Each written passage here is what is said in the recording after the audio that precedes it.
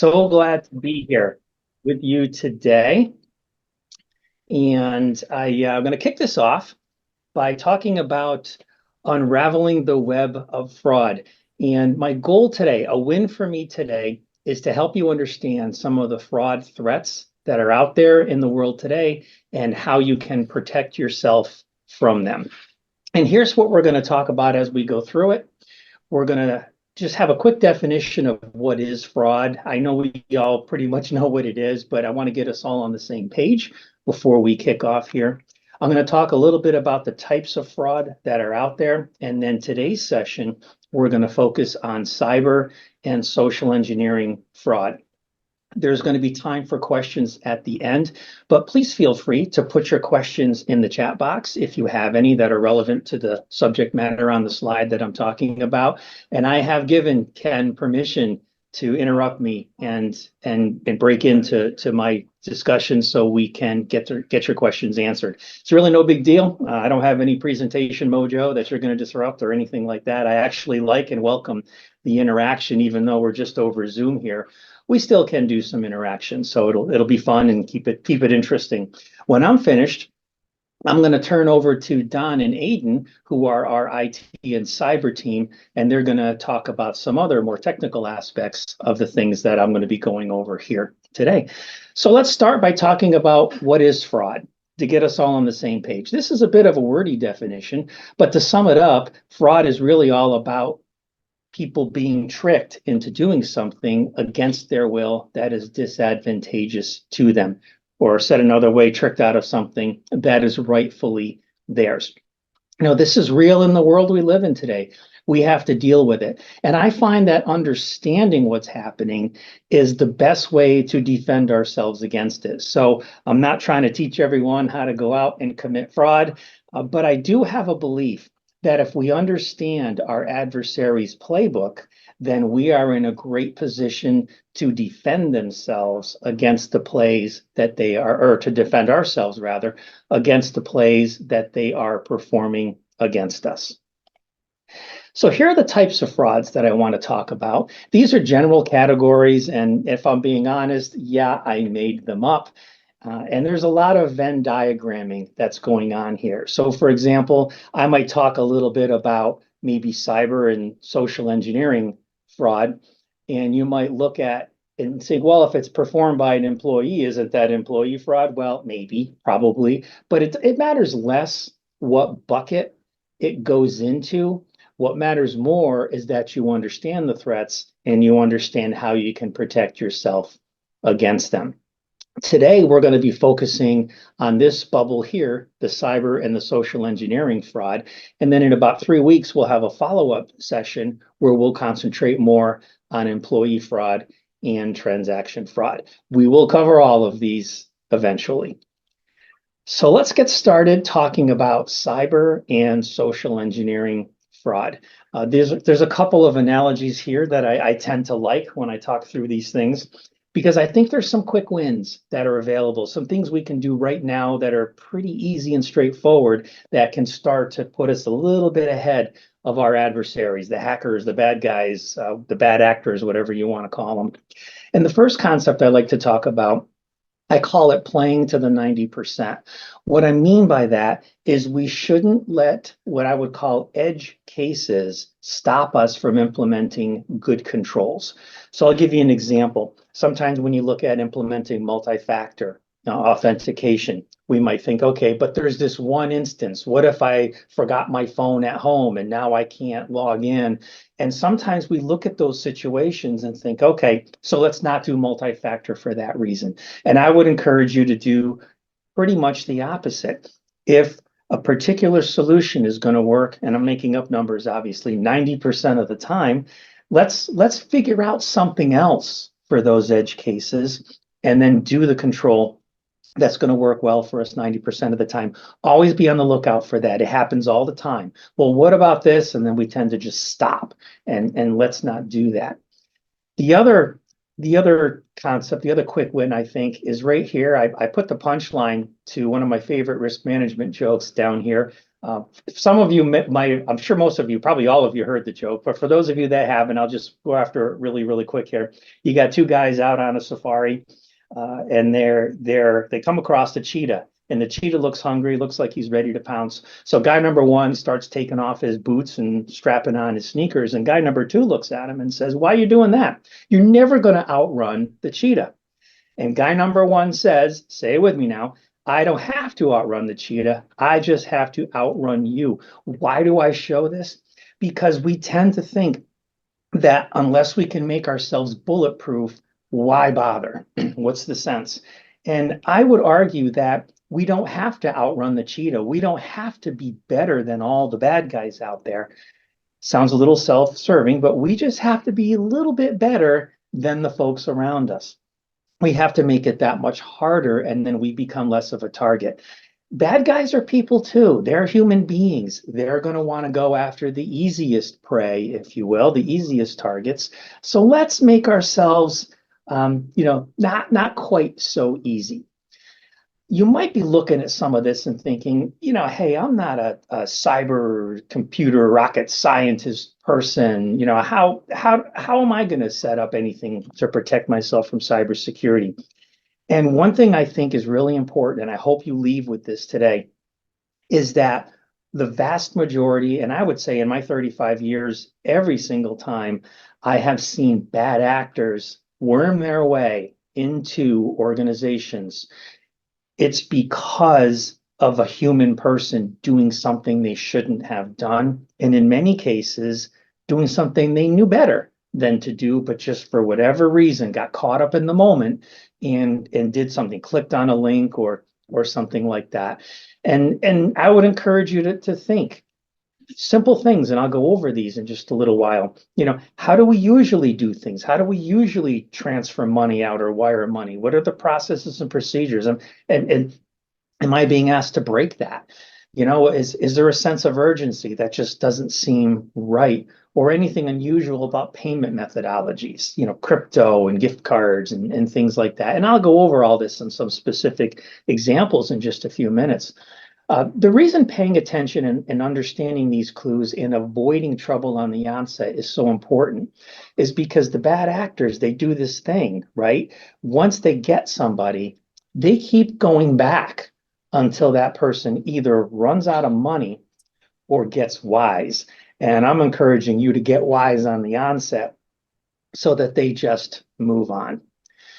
So let's take a look at some practical examples. I'll remind you again, it's okay to put some questions now in the chat box if you have questions and want to ask them. And like I said, Ken knows he can interrupt me, and that's perfectly fine. So what do we have here? This is a phishing email, and we all got used to the Nigerian prince, right? And what I mean by that is very poor grammar, obviously not a valid email. But with AI, which is, for those of you that don't know, that's what we call artificial intelligence, AI. With AI, bad actors have a much easier time having legitimate sounding emails. So you're going to meet Aiden in just a few minutes. He works with me in the IT group here. But Aiden plugged this into an AI generator. And he asked the AI generator, and the bad guys do just this. This is exactly what they do. Aiden asked it to generate a 4-sentence email saying the recipient is being offered a job at Coca-Cola with a clickable link and a legitimate looking signature from John H. Realman. John H. Realman is not real. It took me a few minutes to figure that out, and I actually asked the guys in IT if it was real. And as soon as I said so, I understood my mistake. Oh, the hilarity. Okay. But no, John H. Realman is not real. But there's the email, if you read it, it actually looks pretty good.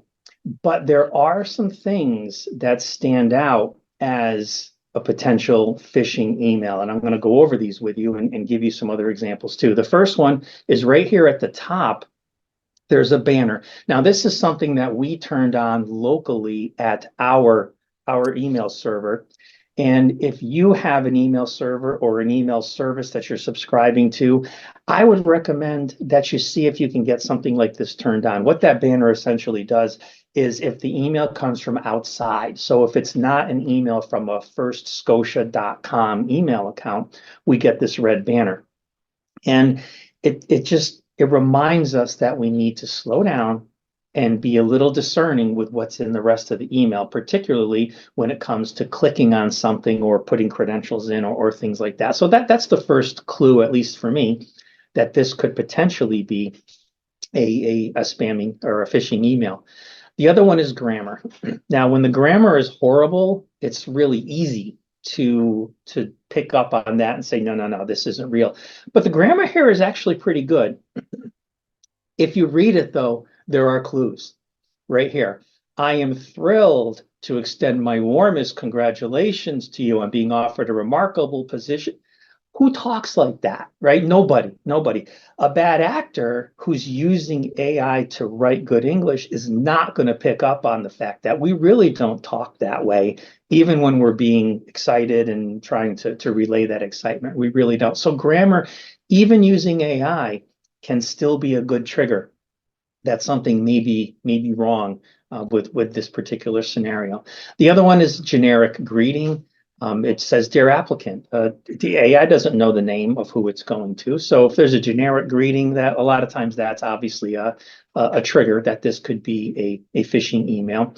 There's also, with phishing attacks, usually there's a sense of urgency, and it can come in the form of your account's going to be canceled, or you're going to get a fine, or there'll be extra interest or charges and things like that if you don't act right away. This particular example doesn't have anything quite so blatant as a sense of urgency. But if you look at this sentence here, they're going to direct you to a secure web page with all the necessary information and instructions to kickstart your exciting journey with us. That is a very enthusiastic call to action. So there is a sense of urgency. It just looks a little different than what we're used to seeing. We also requested a clickable link right here, and I'm sure everybody knows this by now, but if you hover over these clickable links, you can actually see the website that the link will direct you to. And what I like to do is to look at it and does it make sense? This particular one, this is what the AI gave it, was examplewebsite.com. But if it were me looking at this email, I would think, okay, the email address is coca-colon.com. The website address is coca-colon.com. Wouldn't this link logically be the same? But when we see these fraudulent links, what they usually look like is a very long string of very random looking characters. And somewhere in there, maybe Coca-Cola is embedded, but usually it's not in the same format as it is here. Like, it won't be at coca-cola.com. It'll be like something at login.coca-cola.com or at admin.co, something different. So it really is a different URL or a different internet address. So that's another tip off as well. And the last one, and this is in pretty much every spamming type of scenario, is an unusual request. This one is obviously unusual. I mean, if you didn't apply for a job at Coca-Cola, there's no reason you would be getting an email like this. But there's other unusual requests too, and I'm going to show you one, or actually show you a couple in just a few moments. But if it just seems off and it's just not the normal thing, stop. It's okay to take a few minutes and think about it. It's okay to put it away for a little while and come back to it after you've had a chance to calm down from that sense of urgency that they've built up in you. Okay, let's do another example now. This is kind of fun. So this is what's called smishing. It's phishing through SMS text messages, hence they call it smishing.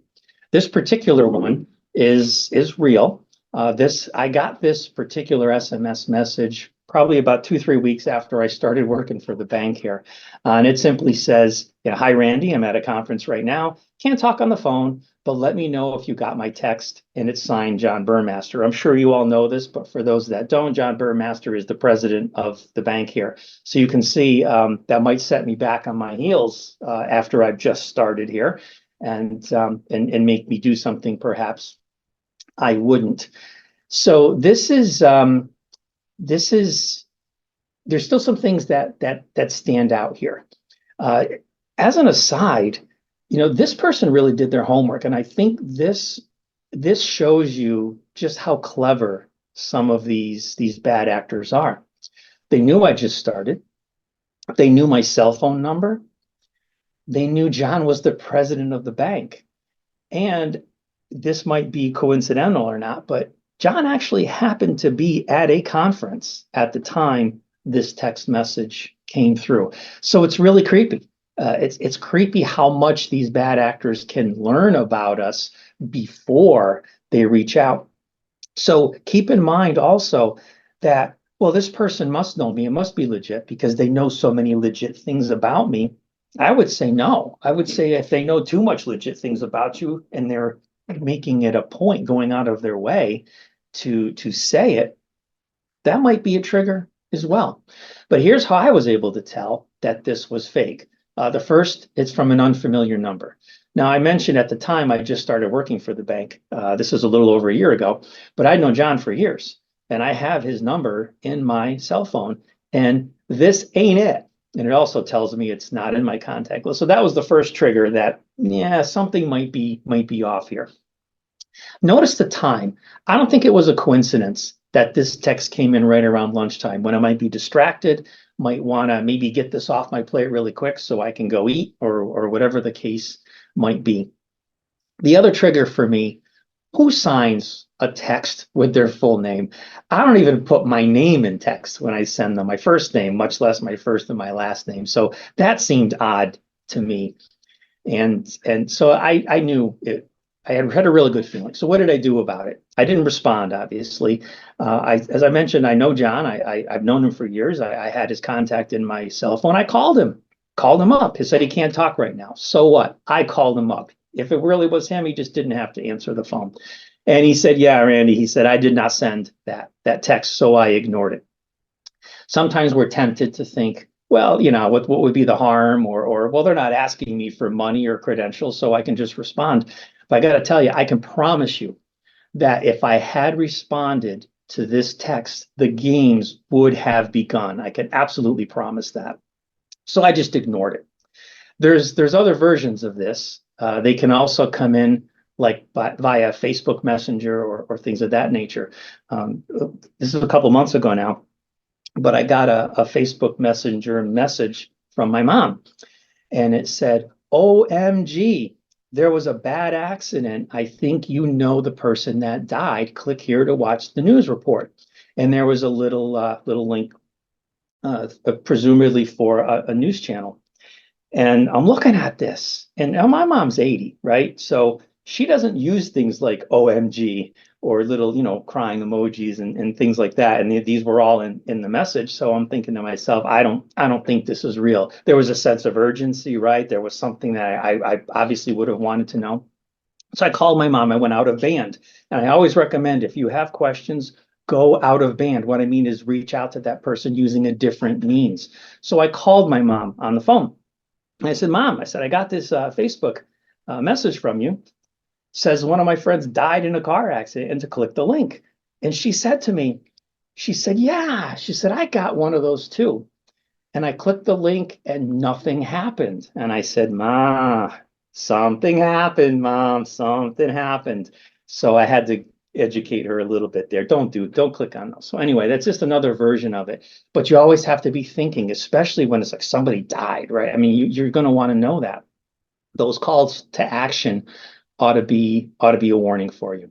One last bit on this slide here is did you ever get your cell phone ring and have it say potential spam? So how do they know that? You can forward smishing attempts to 7726. It's the FTC's database of known smish numbers, and that's how we can all help each other start to get to the bottom and start to push these threats out. Okay, next one here is something new. It's an artificial intelligence phone scam. So what happens now? People have been calling and pretending to be family members for years and years and years. That's not new. But what is new now is the numbers can be spoofed. So it looks like your relative's phone number on your cell phone. You answer it, and this is where it gets really creepy and devious.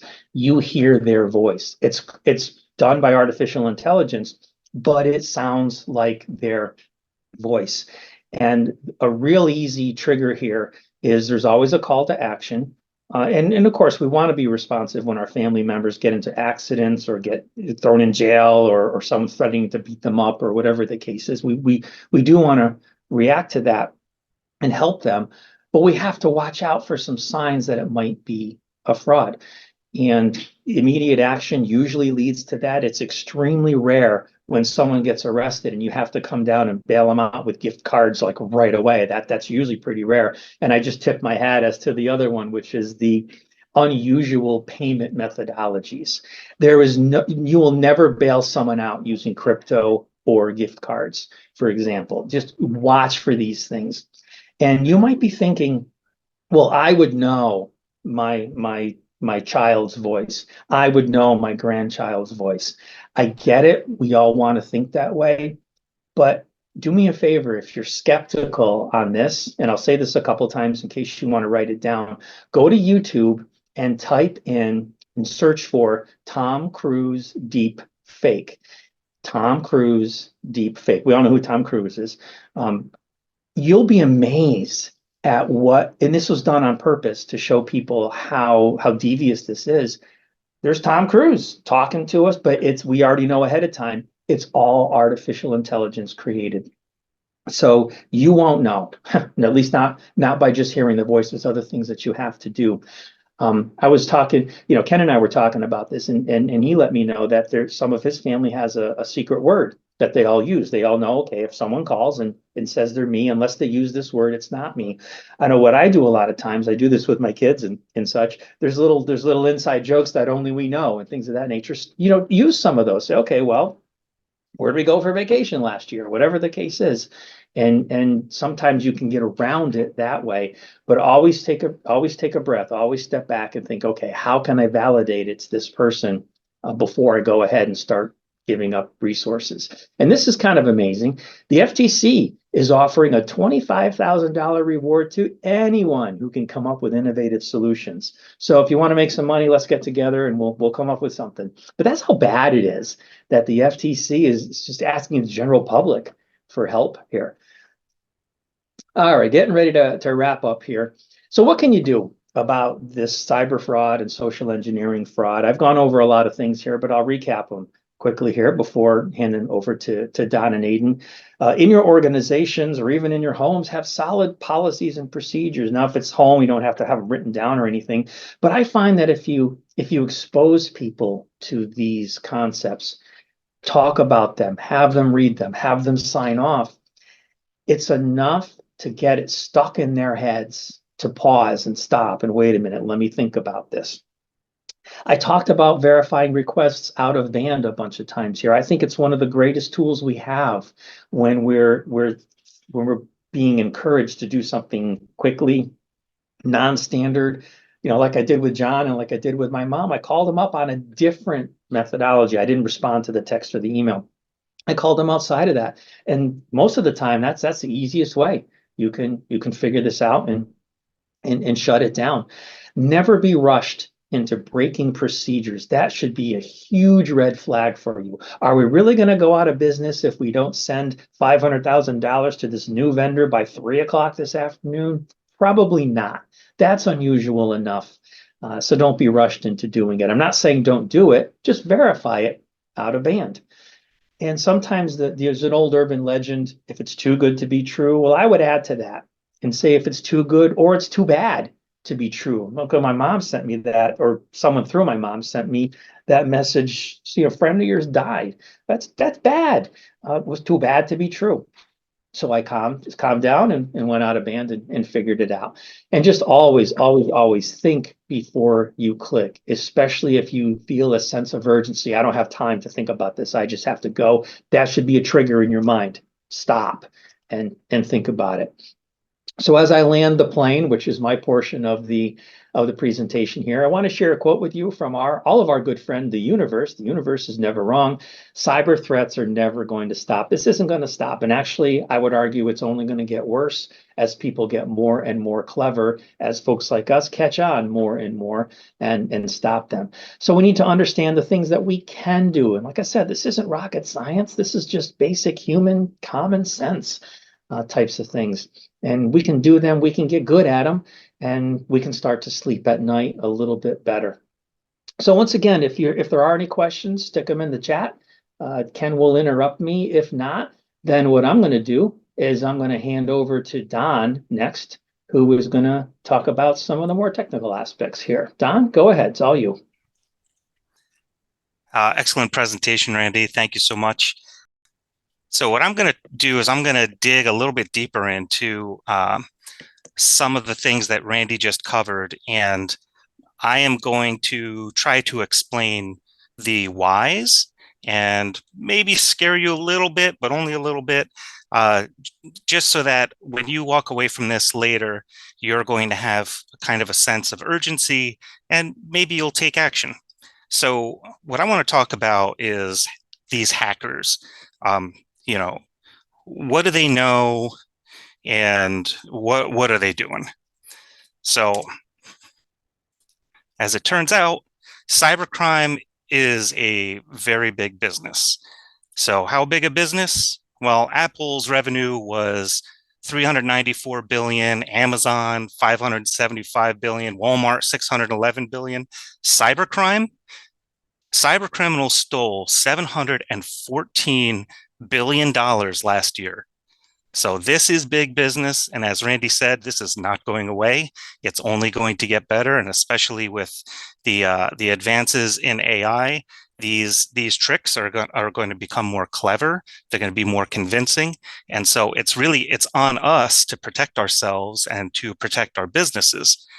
Um, so, you know, as of right now, the question is, well, you know, how bad is it, Don? Tell me the truth. Well, there were 353 million victims of identity theft last year. 880,000 cyber crimes were reported to the FBI. 67% of all FTC complaints were related to fraud or identity theft. That's a big number. Um, and now this is different from how much was stolen. This is the cost of cybercrime.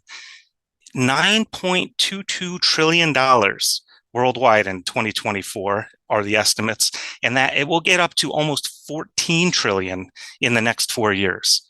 So cybercrime is real.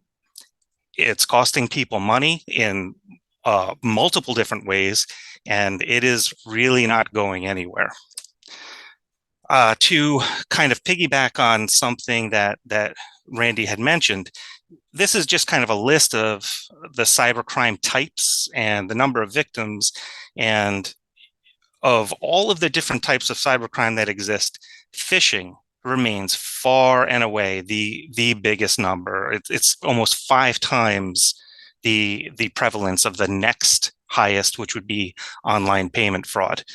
So you really need to keep your eye out. And if you are in a leadership position, make sure that your staff is trained to recognize phishing, because phishing is how a company or an account is most likely to be compromised. So now that I've shown you these things, what can I do? Well, the very easiest thing that you can do, and everybody says this, is use a complex password. And what I'm showing you here is a chart from Hive Systems. And this shows you just in general how quickly a password can be broken using modern GPUs. So if you are using lowercase letters and it's 7 characters long, max, if they get a hold of your password hash, 50 minutes, less than an hour, they can have you figured out. And if you're doing upper and lowercase letters and it's 7 characters long, it might take 4 days. I don't know how often you change your passwords, but it's probably not every 4 days. So you can see that each of these steps, going from numbers only to lowercase, to uppers and lowers, to numbers and lowers, to including symbols, see that 7, instead of going from 50 minutes when you were using lowercase letters, if you're adding symbols and numbers, all of a sudden it takes a month. Are you changing your passwords every month? Probably not, but it at least buys you a little bit of extra time. But what you can see is as you go down, if you go from 7 characters to just one more character, one exclamation point, one question mark, one asterisk, it goes up to 7 years. And then you go from 7 years, if you add one more on top of that, you're at 479 years using current technology. Now, these numbers get smaller and smaller as the processing power improves, but I just wanted to show you how quickly that these bad actors, we're calling them, or cyber criminals, can figure out your passwords. What else can you do? So one thing that we like to tell people is to use a unique password for each site. Now, I'm not going to I'm not going to ask anybody to volunteer or to show their hands, but just think about this yourself. How many of you are using the same password for Netflix and and Google and Amazon and maybe MasterCard or American Express and your email and things like that? It's a super common thing to do because nobody wants to remember 100 different passwords. But as I'm about to show you, this is actually pretty critical for protecting yourself and preventing bad actors from attacking you in multiple different ways. Um, Now, in terms of how can you keep track of all of these different passwords, I am not going to sell anybody on anything, and I am not advocating for even these on the screen. But this is an example, or these are examples of password managers. If you just Google password managers, these are 9, the first 9 that I saw that came up on the screen. But there are a number of applications out there that can be used to securely, and that's what you want to look into, that can securely keep track of your usernames and passwords for different sites. I use a password manager. I have, I don't know, probably 60 different passwords. I couldn't even tell you what they are because they're about this long and they're different for every single site. So this is something that works and that can help you. And if this seems like maybe I'm going overboard, I want to show you something. What do you think these people know about you? Well, let's find out. If I wanted to Google somebody, it's easy enough to type in, their name and find whatever you want to do. But what I want to show you is a particular site, and you can feel free to use this. It's called Have I Been Owned, using a P instead of an O. This is a legitimate site. I encourage you to try it if you want to, but you'll see it's haveibenowned.com. And you can type somebody's name in there, including your own, or put in your own email address. And so for the purposes of this demonstration, I'm using a fictitious person. I didn't want to dox anyone publicly, but we're going to use this fictitious person, Sean McTestington. And Sean has an email account or an email address. It's Sean_McTestington@yahoo.com. If I type that in to this site, what you'll find is this site will go through and look to see if that email has been found on the dark web and has been exposed in public breaches. Lo and behold, that email was. So now I start looking through it. And what you find out is this has been in quite a few breaches. And when you look around, this first one, for example, shows that there were 80 million unique email addresses in this particular, this one breach. What did they find out? If you look, it has information about unique email addresses. And the other part of this compromised data right here is passwords. So if one of these sites gets hacked and it has your email address and it has your password, now they have that information, not just for that site, but they could try it on a bunch of other sites. They could just go to Amazon and see if that works, right? And then you look at the next one down. Here's one that happened in January. There were 2.7 billion with a B records, including 773 unique email addresses. Again, email addresses and passwords. The next one down, you see that this one, it's 1.2 billion records, but look at all the information they had, right? It's not just the email address, but their employer. Maybe that's how they found Randy's information when he started at First National Bank of Scotia. It has their geographic location, job titles, names, phone numbers, social media profile, all of that stolen in just one breach. And then you look and you see that, oh, yeah, I used Evite one time. I created an account one time so I could invite people to a party, and 101 million people. This is a trusted site. Evite is a trusted site. A lot of people use it, but these types of sites do get hacked. And so if you use that same email and password, look at this. It has dates of birth, email addresses, genders, names, passwords, phone numbers, physical addresses. Any of that information that you put into your Evite profile, a bad actor could potentially have if you were one of these 101 million people that they scraped the data from in 2013. And of course, everybody is familiar with all the different LinkedIn. That was a very newsworthy event when the data was scraped from LinkedIn. I'm sure almost all of you on this call right now likely have a LinkedIn profile because it is very common for business use. But you can see in 2016, they had 164 million email addresses and passwords that were exposed and compromised. So if you're using the same password for LinkedIn anywhere else, boy, you bet. I hope you changed it since 2016. And then again in 2021, a very similar thing. Hundreds of millions of public profiles are scraped.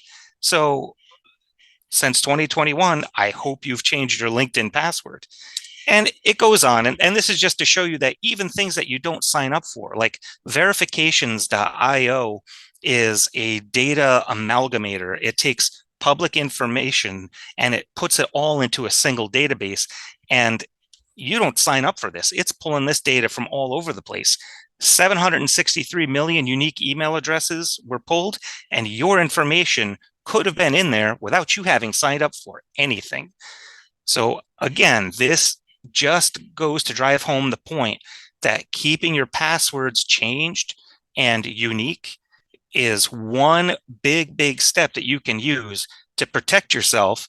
Even if one site gets hacked, at least the rest of your sites are still going to be okay. And then you take some of that information. So using AI, right now, this is a manual process. Using AI, this can become much faster. And we could put in to one of your people finder sites, let's see what we can find out about Sean McTestington. So we'll put his information into this people finder site and we find out, holy moly, there's Sean P. McTestington. He's 39. He's lived in Schenectady. He's lived in California. These are his relatives. Maybe Ann McTestington is his mom or his sister, and maybe Joe McTestington is his dad. So now, if you go to one of those sites as a bad actor and it's asking you for that extra verification, it says, okay, what's your mother's first name or what's your father's first name? You could find it right here. You don't have to do much digging at all. So once again, having those passwords different, that could stop somebody from getting into these different sites. And now, if I put that information into another one, what else could I find out about Sean McTestington? Well, I can find out his current address. Now he's 48, let's say, and here's his phone number. He lives at 7 Madison Ave, and maybe he has a second place at 13 Mockingbird Lane. Again, we're just making this up. But also, we can see he's got a Hotmail address, he's got a Yahoo address. So now I know a couple of different places that I can try that username and password that I stole. And if I get into Sean McTestington's Hotmail or Yahoo account, what am I going to see in his email? How much information am I going to be able to get then? And since I have his address, let's just see. Is Sean McTestington worth hacking? Is it worth trying to take money from Sean? Oh, wow, look at that house. That's a nice house. He's got a $850,000 house. It's got 4 beds, 3 bath. It's 3,000 square feet. Yeah, that guy is a good target for me. So all of this information is available online. I mean, I'm sure all of you have used Zillow at some point to look up a property or what have you. So this is something that bad actors can use as well. And not only that, but they can, using Zillow, find this place, or using Google Maps, zoom out and find out your neighbors and your neighbors' names and start using that in attacks. So this is real. This is information that bad actors can get. And as you can see, they can get it quite easily. So you definitely want to keep yourself protected. So just a brief recap. Look, cybercrime is big business. Phishing, as we saw, is by far the most common means of compromise. As Randy said, one of the most common ways that companies get hacked now is through phishing and through employees doing something that they should not have done, clicking on a link they should not have clicked, hitting that SMS, replying to an SMS message they should not have replied to, or using multi-factor authentication fatigue. They click allow when their MFA messages start going off quickly on their phone. Complex passwords are important. We saw that just making them a little bit longer, using a passphrase, for example, can really up the stakes and make you harder to hack. And using unique passwords are important. You see how easy it is for somebody to get in, find an account, expose your account information, and to use those usernames and passwords on other sites. So I really strongly encourage any of you to go ahead and change passwords, at least on anything that has access to money. So your bank account, your credit card account, at least make those unique from everything else. At least make those different from your Netflix and from your Yahoo and from your LinkedIn profile. Okay, that is just one very quick way. That's the 90% of protecting yourself. So I thank you so much for your time. And if you have any questions, I am very happy to answer them. Otherwise, I'll be happy to pass you on to my colleague Aiden for the next part. Good morning. My name is Aidan Campbell, and I am, as Don said, the cybersecurity specialist at First National Bank of Scotia. And I'm going to be starting you where I like to start with a new topic. It's at zero, and I need to learn everything therein before we can even think to do what else. So we're going to start with preparing for a breach. Small business breaches have been on the radar for threat actors probably since threat actors have been a thing. But last year, they reached a new high of 43% of all cyber attacks. So what we're going to start looking at today is what we can do to prevent, detect, and respond to these attacks when they come through. Prevention is where we all like to think it's going to be and stay when, we receive a phish email or some piece of malware on our computers. What we can do to better secure ourselves here is if we have only Wi-Fi at our businesses or something like that, use a VPN. Connect directly out to your people and don't connect to public Wi-Fi. That's a great way for someone to, with any of these free softwares, connect in and just see what websites you're on, what you're connecting to, all of that kind of good stuff. Whether you have 1 employee, 5 employees, a dozen employees, you want to lock down what they can do. Whether it's just you have 1 user account for them, an administrative account for you, you want to be sure that you know what is going on these computers.